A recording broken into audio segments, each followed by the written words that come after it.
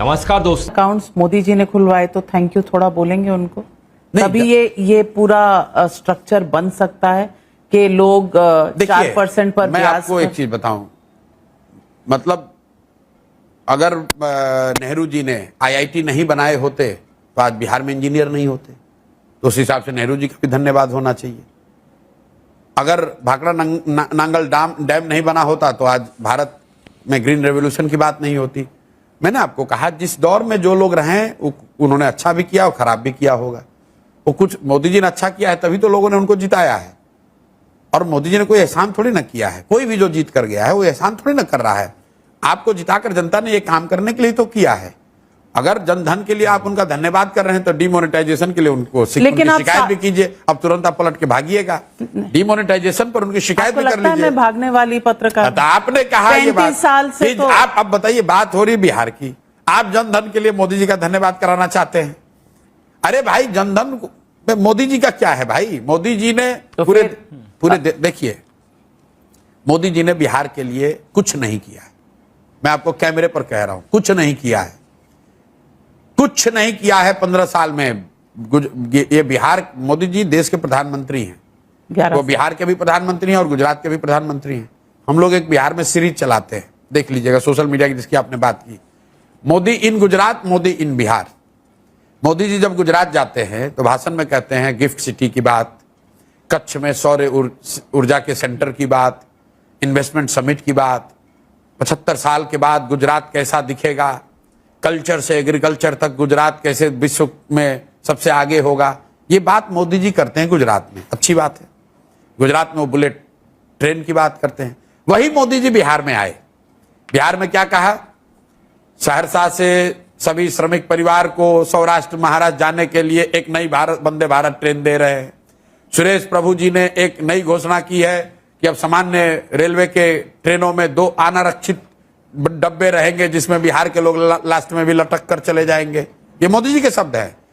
काराकाट में कहा कुशवाहा मेरा परिवार, कुर्मी मेरा परिवार, मुसहर मेरा परिवार। तो हम लोग ये कह रहे हैं भैया प्रधानमंत्री, सुनिए मेरी बात पूरी सुन लीजिए, हम मोदी जी की शिकायत नहीं कर रहे हैं, खाली बता रहे हैं कि मोदी जी गुजरात में बात कर रहे हैं इन्वेस्टमेंट की, पढ़ाई की, तरक्की की, और बिहार में बात कर रहे हैं जात का, 5 किलो अनाज का, ट्रेन का। तो मैं बिहार के अपने लोगों को कहता हूं कि मेरे भाई, मोदी तो एक ही है, वहां पर जो बात कर रहे हैं और यहां बात कर रहे हैं, फर्क इसलिए है कि गुजरात का आदमी विकास मांग रहा है और बिहार का आदमी 5 किलो अनाज मांग रहा है। वो अपने लिए बुलेट ट्रेन मांग रहा है और तुम अपने लिए पैसेंजर ट्रेन मांग रहे हो। वो अपने लिए गिफ्ट सिटी मांग रहा है, तुम अपने लिए 5 किलो अनाज के पर वोट बेचे। सामाजिक प्रॉब्लम है, सामाजिक प्रॉब्लम नहीं है तो इसके लिए मोदी भी तो जिम्मेवार है।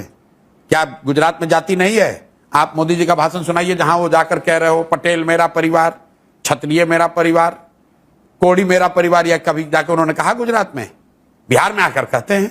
आप जैसे कह रहे हैं जैसे बिहार में कुछ हुआ नहीं। 2005 से 2025 के बीच में पहले प्रति व्यक्ति की आय थी 8,000 रुपए, अब 67,000 रुपीज है।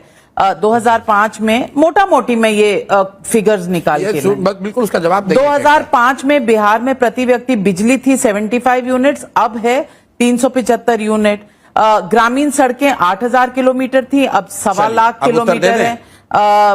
एक्सप्रेस वे पहले कोई नहीं था 2005 में, अब 5 एक्सप्रेस वे निर्माण हो रहे हैं। मैं बता रहा हूं, आपने कहा प्रति व्यक्ति आय बढ़ के हो गया 66,000।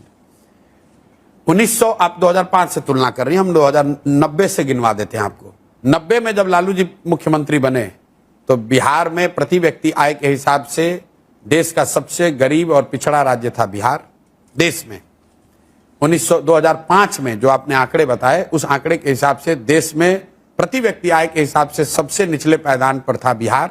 और आज 66,000 जो आप बता रहे 67,000, अगर उस प्रति व्यक्ति आय को भी लीजिएगा तो भी देश का सबसे गरीब और पिछड़ा राज्य है बिहार। अब आप अपने आंकड़े में जरा ये बता दीजिए कि प्रति व्यक्ति आय के हिसाब से बिहार से नीचे कौन राज्य है, बता दीजिए भाई। बिहार 1990 में भी सबसे गरीब और पिछड़ा था, 2005 में भी सबसे गरीब और पिछड़ा था, और आज भी देश का सबसे गरीब और पिछड़ा राज्य बिहार है प्रति व्यक्ति आय के हिसाब से। दूसरी बात पर आ जाइए, आपने कहा इलेक्ट्रिसिटी कंजम्पशन बढ़ गया। बिहार की आबादी है 13 करोड़, आप दिल्ली में रहती हैं, दिल्ली की आबादी करीब है 1.5 करोड़। 1.5 करोड़ दिल्ली के लोग बिहार से करीब करीब 1.5 गुना बिजली कंज्यूम करते हैं। 1.5 और दिल्ली में इंडस्ट्री नहीं है, ध्यान रखिए। सीट ऑफ गवर्नमेंट, एक मिनट रुक जाइए। सीट ऑफ गवर्नमेंट है। हाँ, सीट ऑफ गवर्नमेंट। मैं दूसरी बात कर रहा हूं। सारे केंद्रीय ना सुन तो लीजिए मेरी बात।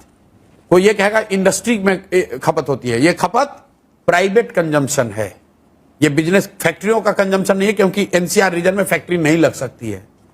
तो दिल्ली का जो कंजम्पशन है पर कैपिटा, दिल्ली में प्रति व्यक्ति आए 2 लाख 2.5 लाख, बिहार में 60,000।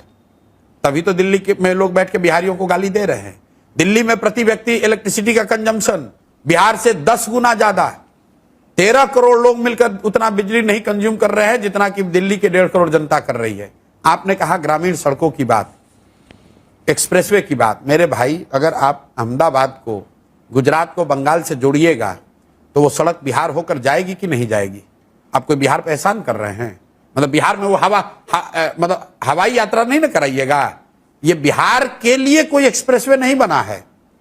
एक्सप्रेसवे ईस्ट वेस्ट कॉरिडोर बना, तो वो ईस्ट वेस्ट कॉरिडोर जो बिहार के जिन हिस्सों से पास हुआ वहां नेशनल हाईवे सुधरा।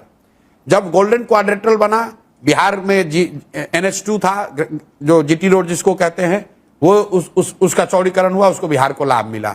अभी पूर्वांचल एक्सप्रेस को यहां से लोग कनेक्ट कर रहे हैं, उसका लाभ मिल रहा है। ऐसा नहीं है कि ये बिहार स्पेसिफिक घटना क्या है? बाढ़। क्या बाढ़? सुनिए, क्या बाढ़ की समस्या बिहार की सुधरी? 1990 में भी 50% बिहार बाढ़ से प्रभावित था, 2005 में भी था और आज भी है। 1/3 बिहार के जमीन में आज भी सिंगल क्रॉप लैंड है, क्योंकि यहां पानी एक बार लग जाता है वो पानी निकलता नहीं है। उसमें 1 इंच की कमी नहीं आई है, 1 धूर जमीन कम नहीं हुआ। यहां पर बिहार एकमात्र ऐसा राज्य है जहां पिछले 11 साल में एश्योर्ड इरिगेशन की जमीन 11% पिछले 10 साल में 11% से कम हो गई है। ध्यान रखिए, सिंचाई की सुविधा बिहार में कम हो गई। पहले अगर 100 बीघे में नहर से या ट्यूबवेल से सिंचाई की सुविधा थी, वो अब 88 घट के 88 रह गया है। और आप कह रहे हैं कि विकास हो रहा है। भैया, ये तो ऐसे हो गया कि नीतीश कुमार कहते हैं कि जब हम मुख्यमंत्री बने तो बिहार का बजट 40,000 करोड़ था, अब 3 लाख करोड़ है। अरे भाई, तब जब आप मुख्यमंत्री बने थे तो बिहार देश का बजट था 8 लाख करोड़, अब हो गया 45 लाख करोड़। वो तो नॉर्मल इन्फ्लेशन। जो कुछ बिहार में हुआ वो बिहार पे एहसान नहीं है, जो कुछ आप करेंगे वो नई सुबह होगी। ये बात मैं कह रहा हूं। एक बार भी इस बात का जवाब नहीं दिया कि आपने तमाम लोगों पर भ्रष्टाचार के आरोप लगाए, लेकिन जब लोग पूछते हैं कि आपके संसाधन कहां आ रहे हैं तो आप कहते हैं सरस्वती, मां सरस्वती के साथ मां लक्ष्मी का आशीर्वाद आता है, तो बाकियों का नहीं है। बिल्कुल ठीक बात है।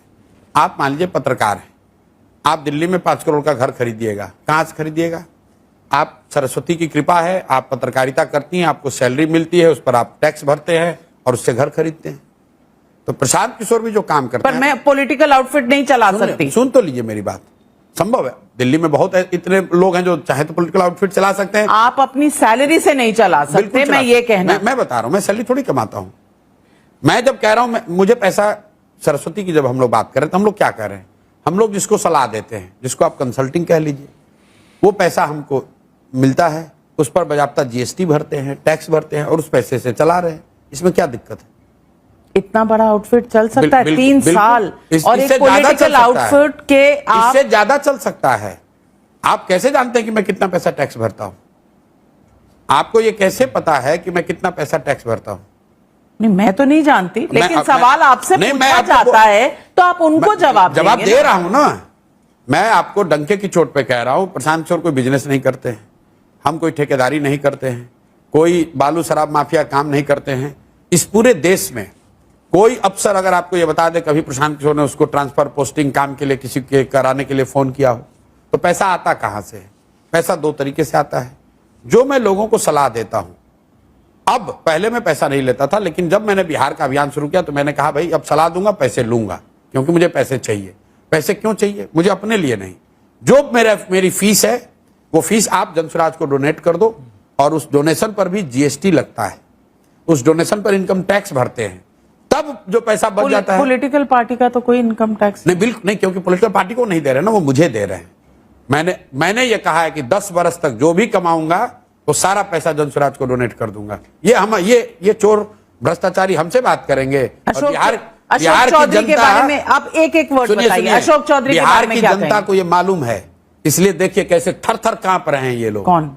जितने ये चोर बदमाश हैं बिहार को, जिन लोगों ने लूटा है। नाम? अरे नाम रोज बता रहे हैं। यहाँ भाजपा का अध्यक्ष है दिलीप जायसवाल, कॉलेज कब्जा किए हैं, मर्डर का इल्जाम है, सैकड़ों जमीन खरीदी है। यहाँ पर दूसरे भाई साहब हैं अशोक चौधरी, यहाँ के मंत्री हैं, सबसे भ्रष्टतम मंत्री हैं। मैंने बोला है 200 करोड़ का संपत्ति का पेपर जारी किया है, 50 और करोड़ उन्होंने 100 करोड़ का दावा नहीं ठोका है। दावा ठोकना क्या होता है? वो तो वकील ने उनका नोटिस भेजा है, और वो भी नोटिस से आप डरते नहीं है? क्यों डरेंगे? तो अपने आप नोटिस लेके भाग जाएंगे। उनकी हिम्मत भी नहीं, नोटिस देंगे उसके बाद उनकी हिम्मत नहीं है कि वो जाकर कोर्ट में मूव करें।